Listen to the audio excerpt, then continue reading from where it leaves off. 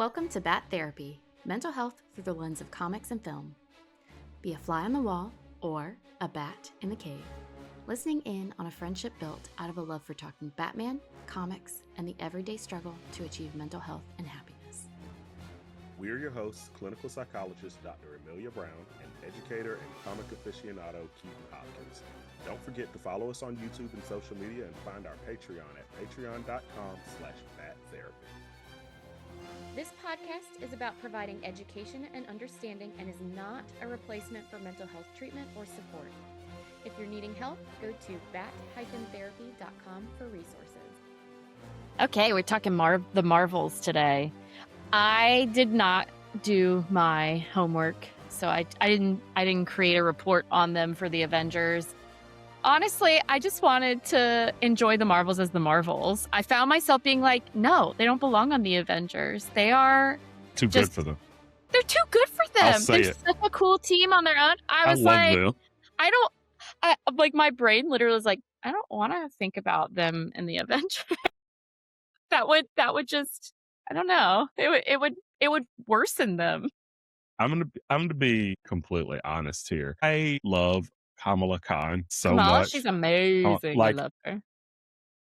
Miss Marvel can do no wrong in my eyes. She is amazing, and she is my favorite, and she must be protected at all costs. And no one better lay a hair on her in Avengers Doomsday. That's all I'm saying. Like, she is so much fun. I absolutely love her character. I love her show. And then in this, the way she balances out Monica and Carol so well, like the way that she just breaks the tension and no one can just be angry around her. It's like she is just dopamine in human form. Like I love her character so much. And the way that she just interacted with both of these characters who were definitely dealing with things, but pretty healthily when they're interacting with each other. I mean, Yeah. That's what I mean. So there were some repercussions from Captain Marvel not handling things so healthily that she and Rambo had to work through. But I definitely agree with you. It was essentially someone treated someone else not well, and then they finally had the opportunity to talk it through. Yeah, it's every now and then you and I talk about a movie or a show and we're like, oh yeah, this was a really great example of how you can manage things. And I agree with you. I didn't think about it when I was watching the movie, but maybe that's part of why it just feels so nice and wholesome to me. Wholesome Yeah. Sometimes wholesome feels unrealistic, but it felt realistic in how they were maneuvering things. And like you said, I loved the different generations playing off of each other. Yeah, it's so Kamala is having to learn some hard truths with being a superhero and war in particular, because she's more of a neighborhood superhero, and then she goes off to war. Now she's in space. Yeah. And then the other two are more war torn. So you say in comparison, and so it's just really nice to see them affect each other. It's so funny. Yeah, it's funny you say that. They really are from three different worlds because Carol she has been all over the galaxy, just fighting. Monica, on the other hand, got her powers fairly recently, and she's been wanting to go, but pretty much has been grounded. And then you have Kamala, who is just like you said, just the friendly neighborhood character, and now she's a fish in Carol's waters, essentially, because she's all of a sudden just out there and also living her best life because She's been obsessed. Yeah, Captain Marvel is, and I love that Carol wasn't freaked out by her. I love that she was just like, okay, it's cool. It's cool. We got to figure out this teleporting thing, but I'm not going to call you weird or creepy or anything like that. Like, I'm just going to be like, okay, this person clearly knows me. Well, it makes sense too since she's been the princess on that one world, so that helps it because she hasn't been on That's Earth, a so good she point. doesn't know how those parasocial relationships happen there, but she's been other places where she's very much the center of attention, so just not on Earth. So I bet that helped her manage some of that instead of being like, "Whoa, what is this?" Yeah, I think they all I think what I find most interesting about them is that they all come from a place where they don't necessarily fit in. So, Carol Danvers, woman in the military. I could stop there, but then she ends up essentially becoming an alien or Mhm. in this Right. weird situation where she gets powers and she doesn't have her memory, and then she's essentially re-raised by aliens on another planet. And so she's owned by Earth, and they're like, this is our Captain Marvel, but she's not human really when it comes to who she is and how At she this point, right. identifies. Yeah, yeah.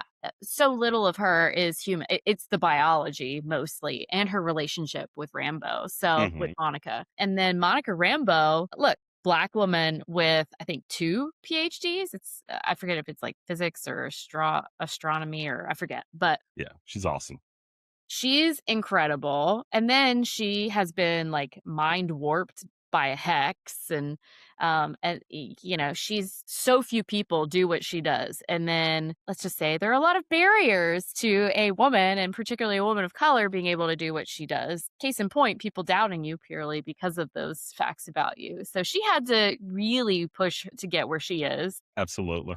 and then you have Kamala Khan, who her story is you and I did an episode on her show, Yeah. and if y'all haven't listened to it, listen to it. It's pretty much us gushing about how you need to watch the show if you haven't watched the show Yeah, it's because it's great. so great. But she's very creative. She is a first generation born in the United States. Her parents come from Pakistan. Her family is war torn.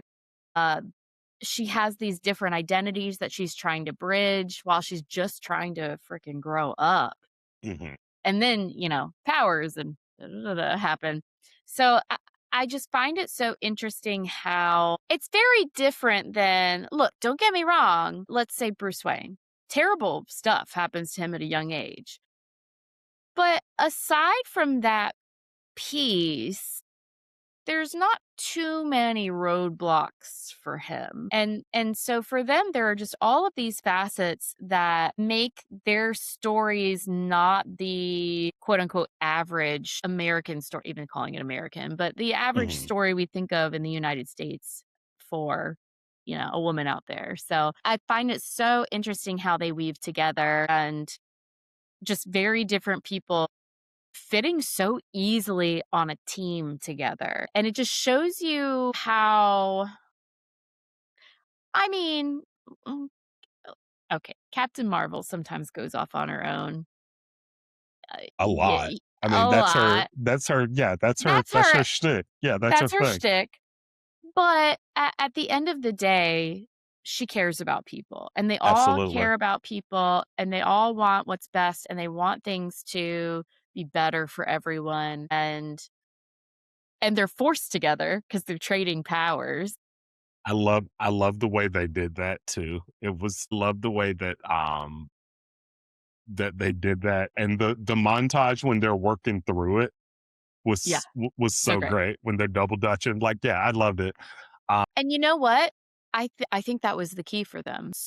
Obviously, only with their powers are they trading, but they are getting a better sense for each other in doing that. Mhm. Any storyline where people swap powers, they didn't go into it here, but you're having to learn about those powers. How does this power work for this person? How do they tend to make it turn on and off? How do they manipulate it? And so they're having to maneuver these things and figure out, okay, how is this power for you? How can I use it given who I am? And literally swapping places and trading off. And I really think that that's a big part of how they so quickly became such a strong team is they just embraced it. They didn't fight against it. They didn't complain. They just said, this is what it is right now. How do we make it work? And I also think that when they did the procedure where they were essentially all in each other's heads, it really did kind of get the like move the Very true. obstacle as far as like Carol specifically knowing and seeing what Monica felt. Like, this is what I went through. This is how it happened. This is the pain I have.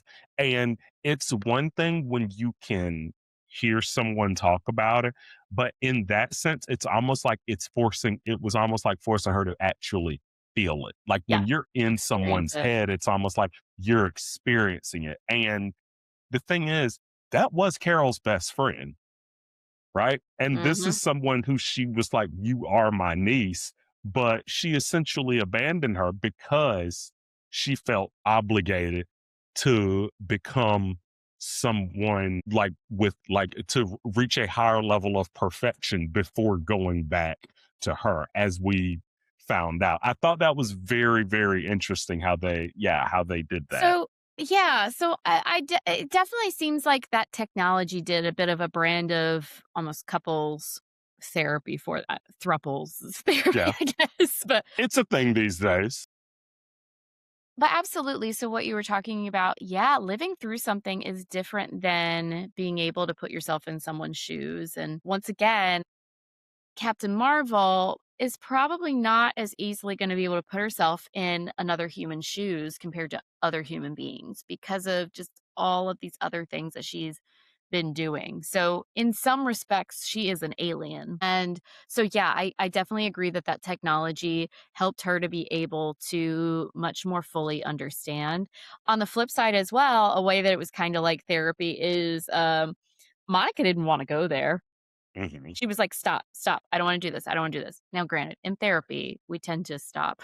If people don't wanna keep going, or we check with them and say, "Hey, we've talked about why this is important. It's up to you how far you go or don't go." Now there's more checks in there. This was like a tech thing that Captain Marvel didn't realize was gonna happen. But Monica was resistant to this, understandably, but it was so Absolutely. important for them to be able to bridge and to get to the heart of the matter Mhm. where, yeah, Monica felt absolutely abandoned. And when it comes to Carol, so when Carol left, Monica was a young child. She probably thought Carol walked on water and could do no wrong and had this sense of her. And she even, I mean, her saying that she would be back, that stuck with Monica. And so that disconnect for a child. And so I think that when Carol didn't understand what promises she was making, or maybe, you said that she was striving for perfection. I think there was some shame. I think there was a big layer of shame in it. Absolutely. Absolutely. And so here's the thing with so guilt is something that there can be so many different types and layers to guilt. Shame a lot of time is a layer where we want to hide.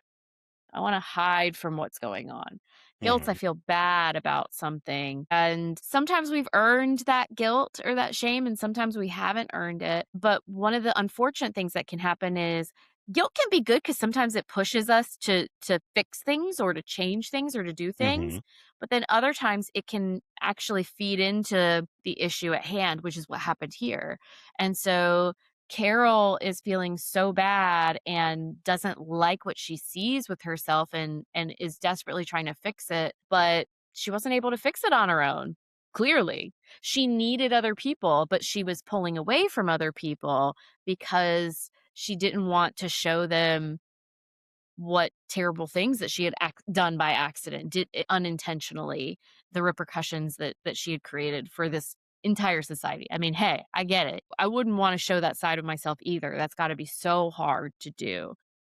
And the thing with Carol is she's that military gal, so she's Mhm. not showing it on the outside. Right. And so Monica didn't know that she was hurting. So yeah, I agree with you that technology piece really helped open things up. And I think a lot of times, I think some people haven't really cared for Carol Danvers' character. Right. And honestly, I think part of it is that people aren't used to seeing military women on the screen. And so she's not as emotive as we expect a lot of women to be. And she's very matter of fact, and we're gonna go and very action oriented, do this thing. But all of these things are completely appropriate given that the world that she was in when she was on Earth. And then she was Absolutely. technically in the military when she went off to Hala or whatever the name of that planet is. Yeah, absolutely. And on top of that, right after the mind meld thing, when everything was in that weird aftershock, like awkward moment, Kamala just walks up to Monica and just gives her a huge hug. Like she was like, So much. I don't, she's like, look, I don't, that really sucked. Like she was just like, I'm sorry that happened to you. And all I got for you is I'm just going to give you a big hug. Like And it Monica's was like, "Oh, okay." okay. And then Yeah. Kamala ushers in Carol, Right. and they're It was, all, "Oh, yeah. yeah." And the big thing is, how often do we see superheroes that have a great family support system at home? It does not happen Dude, often. Kamala's family They're great. in that movie. They're great. So great. You know what it did? It made me start watching Miss Marvel again. I was like, "I Same. gotta I watch that did. show I again." literally put it on last night. I literally Yep, fell yep. asleep on it last night. And the thing that's also really interesting too is I feel like it rubs off on Nick Fury. Like Nick Fury It was so does. much more laid back and fun in this movie, but that's the thing. This movie had a very different feel. It didn't take itself too seriously. Like the stakes were still very high, Yeah. but it did not take itself too seriously. It's like, oh, we need an evacuation plan. Just let the cats eat everyone and throw them up like hairballs later. It'll be fine. Like it was one. I enjoyed it because I was watching it and not focused on how's this going to lead into the next movie? What comes next? How is this going to tie into everything? And that's something I've made a mistake on watching MCU movies before. I think I mentioned it in our Ant-Man episode. Like one of the things that messed me up was I was so focused on how's this tying into the bigger picture? What's Thanos doing right now? Like I was so focused on all of how does this fit into the grand scheme that I forgot to enjoy just the movie. With Yeah. this, since I saw it late and since I know what's coming ahead of time and where characters have been since then and everything, it was one of those things where I came into it like, huh, let's see how this is. And I absolutely enjoyed it. It was very quirky because like there's some like I said, it's one of those movies where it's like it's good, but they also refuse to take themselves seriously. It's like, yes, the stakes are high. This is really terrible. What's going to happen now? Everyone sings on this planet, and you got to sing. Everyone has to sing. Like it's like, oh, so this is what we're doing. You know what? You and I, we just recorded the Ant-Man episode last week, and there's a similar vibe. It does it differently, but definitely got that same not taking yourself too seriously. So, honestly, I really appreciated it with this movie because there's mass genocide, there's Mhm. planets destroyed, Kamala, I found myself wondering the reverberations for Kamala, and it made me also think about Peter Parker as well. Mhm. So you have these neighborhood superheroes who are getting pulled into these bigger universe, multiverse, war, etc. Scenarios, and both of them young as well. Very. So both of them in high school when this stuff starts. I don't know how old Peter Parker is now, but so starting, they're not even adults yet, and there's there's different stakes and different things when it comes to dealing with the things on the streets, Mhm. where you live versus these other kinds of things. And don't get me wrong, there's a lot of terrible stuff that can happen that they're having to deal with, but Kamala has to they have to pull her away. She's trying to, I mean, there's so many people that die on this one planet. Mhm. And they're like, "You have to stop trying to save people because otherwise the rest of us will go down with this planet as well." I found myself wondering how that's gonna hit her now. So let's say she does pop up in Doomsday. I wonder, is she gonna be as bright-eyed and bushy-tailed as she tends to show up with these things? Fortunately, she has a really great support system in her family, and they get thrown into the thick of it and respond to it really well, and they also they don't, how do I put this? They don't mind meddling. They're not afraid to meddle, and at the same time, they recognize that meddling can't be your only strategy, if you get what I'm saying. So they give some distance at times, and then they meddle at other times, and sometimes you need a little meddling to open up and talk about the tough stuff, and so I think she's got a really great support system to help her process through everything, but so much happened that it's like, okay, so for Captain Marvel, she's been dealing with this stuff for decades. When we're talking Captain Rambo, not so much, and but she's probably more just she's used to it in some ways and what she's been doing, but honestly for her, probably the things that are harder for her to process is like being blipped, and that's when her mom died and all of that stuff. Kamala, yeah, I just found myself thinking like, "Oh, thank God she's got all these people in her life because she got Yeah. thrown into a lot of hardcore stuff in this movie." And she handles it well because I mean, you see her in the post, you see her in the mid credit scene, and she's just like, I love that they recreated the first MCU post credit scene with Samuel Jackson talking to Tony Ugh, Stark. Like, I love that they recreated it with her and Kate Bishop, Hawkeye. I love the way that they did that, and it showed like, okay, after all this, I'm still myself. I'm still fun. I'm still quirky, and I still deserve way more screen time than I have. Like, yeah, and yeah. abso-freaking-lute. And you know what Yes. also? So she hasn't been through this war stuff, but she grew up in war. So, I mean, Yeah, the battle of in New York and all of yeah. these things that have happened. So in some ways, she might be more acclimated, even if she wasn't an active person in the battle having to Mhm. make tough choices. So Right.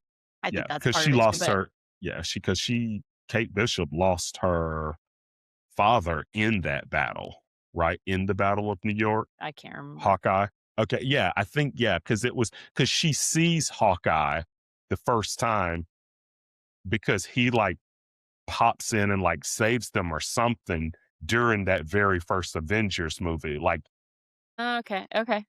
Yeah, yeah, my memory's not that good. and so it all I it's all rely all on ties you for together. these All details. ties together. Yeah.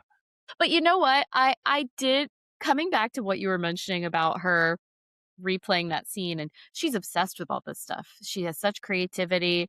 When I was rewatching her show, I had forgotten how she had done all these cool comic animated things, telling the different Avengers stories and stuff.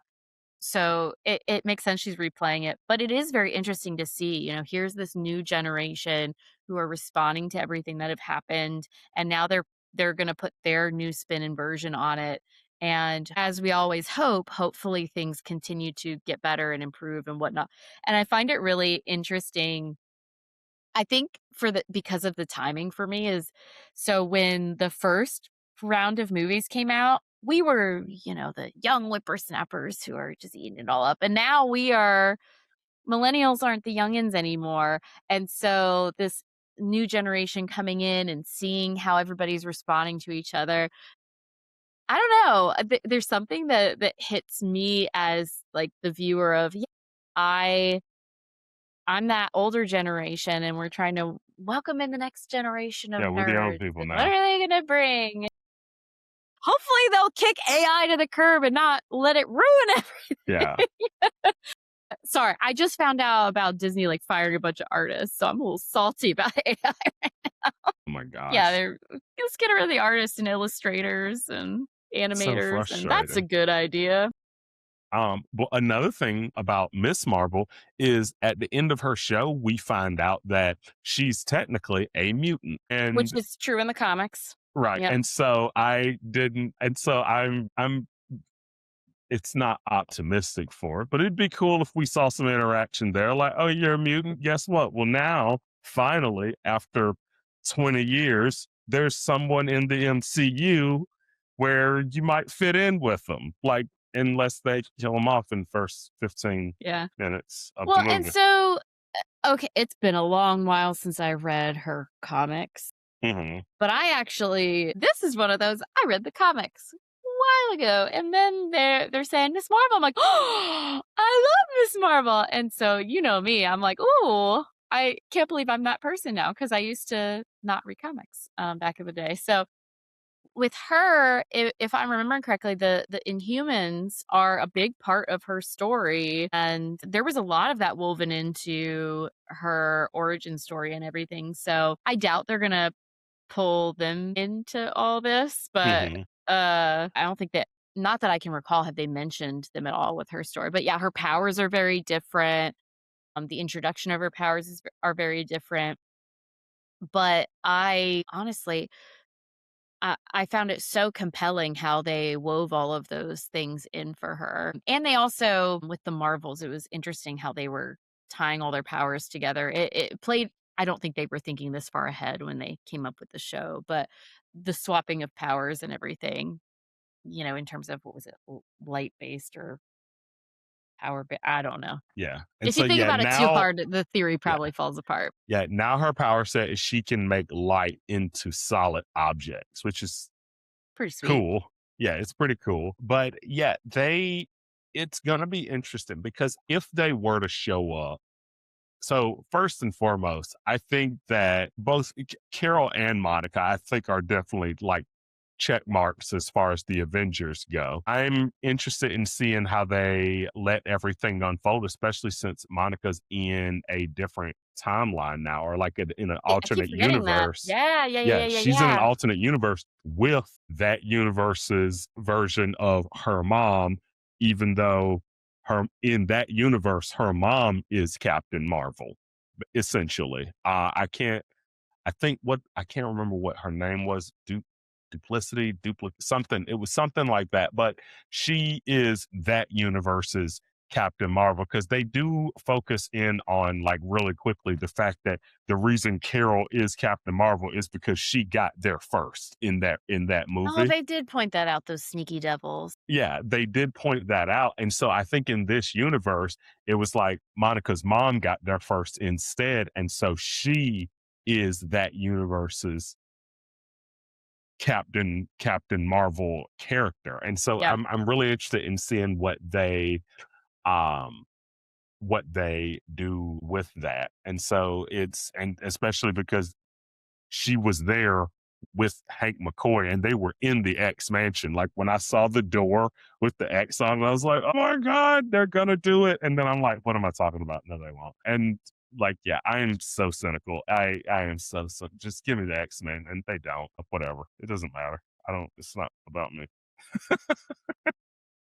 I mean, how much money have you given to all this stuff to I don't care. I don't care. They can do whatever they want with their stupid little characters. I don't care.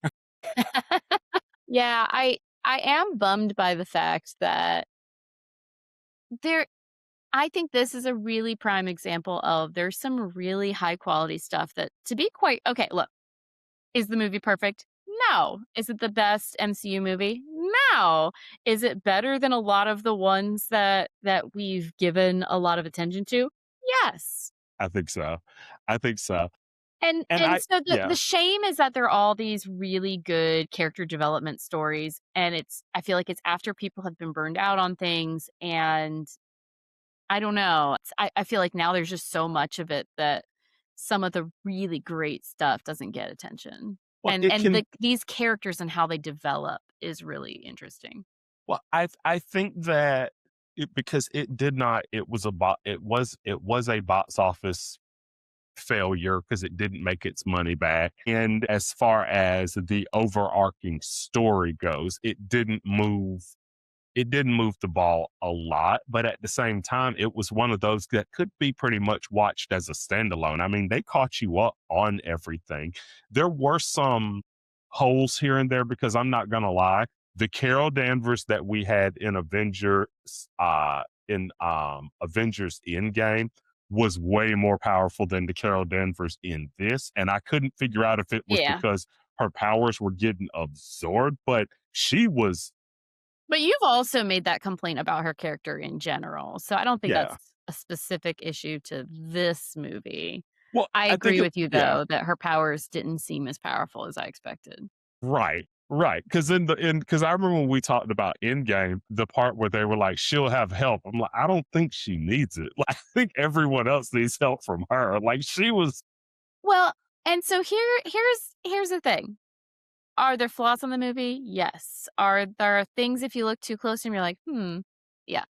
Same is true of Endgame. I mean, when we talked about Endgame the most recent time, we were like, "Wait a minute. Here are some major flaws in this movie." And most of the time we're just like, "Okay, it's fine, it's fine, it's fine." So, I once again, it's not the best MCU movie, but I mean, when I was you know me, I always have IMDb up of the cast list whenever we're talking because I can't remember anyone's name. And I think it was what? So it shows a review thing. It was like 5.4 out of 10. I went, "What? Feels better than that. Come on, people." So, I don't know. I find that unfortunate, and I just it's a shame when really interesting characters, you don't get to see them move further. So, Kamala in particular, I would love to see continue on from here. So, I don't know. well, We'll find and out. the thing is, it's one of those things where representation is so important. And I was so happy when all of these characters were brought into the fold in the MCU. And I feel like it's one of those things, though, where it's like, yes, representation is important. And here are these characters. However, let's go back to focusing on the characters that make us the most money, which are a lot of the white male characters, like outside of Yep. like Black Panther, right? And so it's like, all right, we're still like, yeah, cool. It's almost like they did it like a checkbox. Like, look, here it is. Checks, passes the Bechtel test, check. And now we have it here in case anyone wants to ever call us out on anything. We can wave this movie in their face, say it didn't make enough money, and then we can go back to Iron Man and Thor. And so that's the thing is that a lot of times when it comes to representation, what comes up is if you are not the main group, you're not allowed to have a flop. Come on now. Iron Man, Thor, they don't have movies that come on, come on, really? And and I and so there's that piece of if you're not allowed to flop, that's a lot of ridiculous pressure. And then also there are just factors that it's not just making the movie, it's advertising the movie, it's getting it out there. And like you were saying, what's your priority? If your priority is making the most money, that might not be the best priority to have if you're trying to make sure that you really have a beautifully diverse and thorough representation of different people. mhm. And I mean, yeah, I mean, I think Kamala in particular, just all of the different types of characters that are shown in her show, and then you get reminders of her family and just like their different approaches to things, and you see people relating to it. It's just such a cool thing that not everyone gets the opportunity for. I mean, if you say live near New York City, you might be like, whoa, what's the big deal?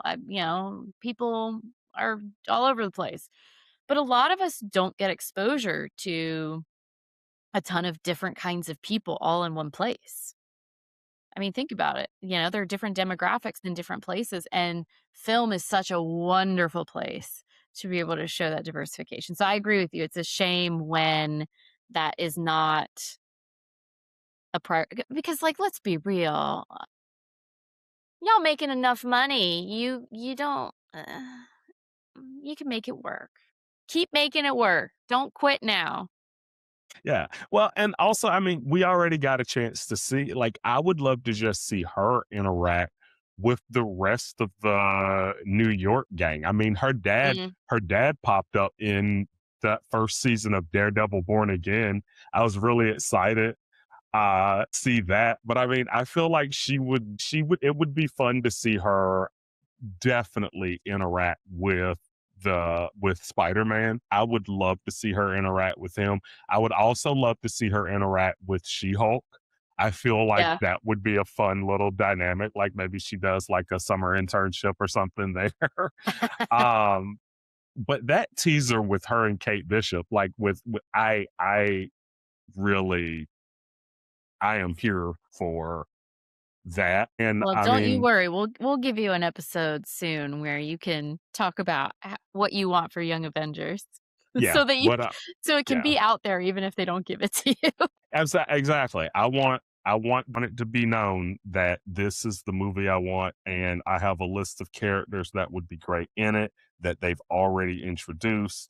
And maybe that episode will be listened to, and that's how I get famous because they're like, "Hey, why don't you make this movie for us?" And I'm like, "Yeah, sure. Let me just stop teaching my middle school class, and I'll be right there, Disney. There I'm you right go. here." Give me that plane ticket. There we go. Yes. But yeah, I wanna see her. I really wanna see her just like more. She's just I feel good after watching Kamala Khan. Like that's the thing. It's different because you watch Daredevil Born Again and you're like, whew, I can't wait for the next episode, but hell, that was rough. Like, and you I'm not feel even that, watching The Boys because it's way too oh intense. yeah, it's too, don't get me started on the political s- accuracy of the, yeah, Oh god, don't even yeah. get me started on Kripke and his time Poor travel and his poor Kripke. seeing into the future. Don't even get me started on that. Poor guy. But like, yeah, it's not often that you Yeah. feel wholesome with the character because I mean, I felt that way about like Spider-Man is one of those where I'm like, Yeah, man, yeah. this is nice. And Tom Holland's, it was like, man, this is wholesome. And that third movie, it was like, oh hell, that was rough. I don't feel good no more. This sucks. Like so, I'm like, yeah, she's New York's last dose of superpowered dopamine that's left. There you go. Thanks for nerding out with us. I'm clinical psychologist Dr. Amelia Brown. And I'm educator and comic aficionado Keaton Hopkins. Check out my TV and movie reviews on YouTube at Team JBS.